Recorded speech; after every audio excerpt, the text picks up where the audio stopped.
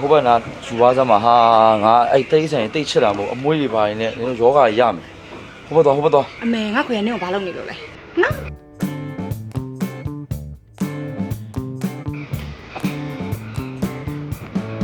ဟေး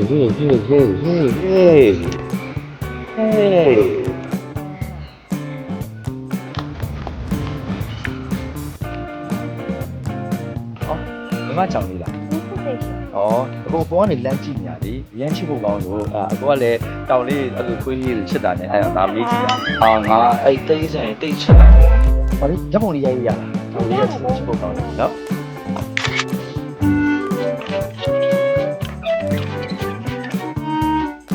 The next day. ဘာလို့ဆက်ရှိသေးလဲရောဒီဘာလို့ဒီတော့ကျွန်တော်နောက်ကြည့်တာဒီ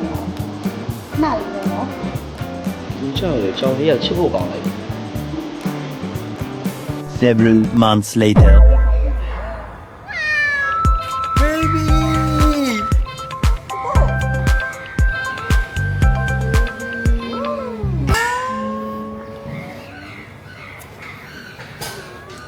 baby ဟေးအဲ့လေအော်ဟိုသားဒီ baby လေးကိုခေါ်မေးပါလား baby အာ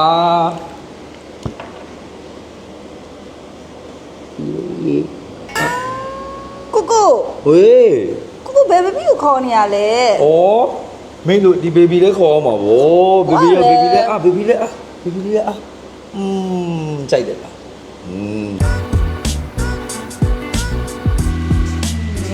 ဟဲ့ဘာလို့လဲဒီမှာဘာလို့လဲ ဟဲ့မုံလာစားတာဗောဒီလိုလာမှတော့ အော်တယောက်လေးပေါ့ ရောက်တယ်ချစ်စရာလေးရဲ့အကြောင်းလေးလဲခွေးလေးလည်းချစ်စရာလေးနော်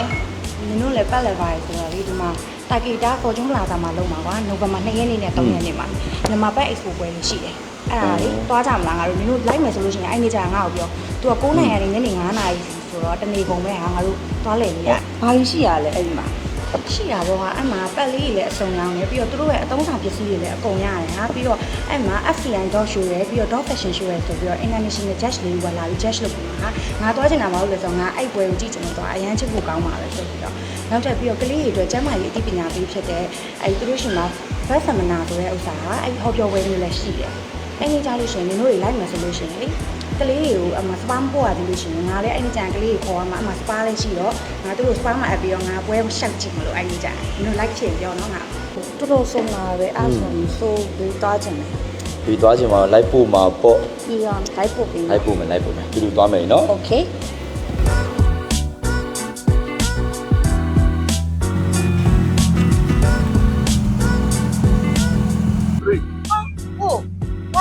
ခေါ်လာလေ ဩ baby ရယ် baby နဲ့တွေ့ပြီးရနောက်ပိုင်းမှာကိုကတိတ်ဆန်လေးတွေကိုပို့ပြီးတော့ချစ်တတ်သွားတာ အဲ့ဒီဘေဘီကဘယ်နားနေလဲမှာလဲ ခဏလေးနော် baby ဖြစ်စီရမယ်ခဏလေးစောင့်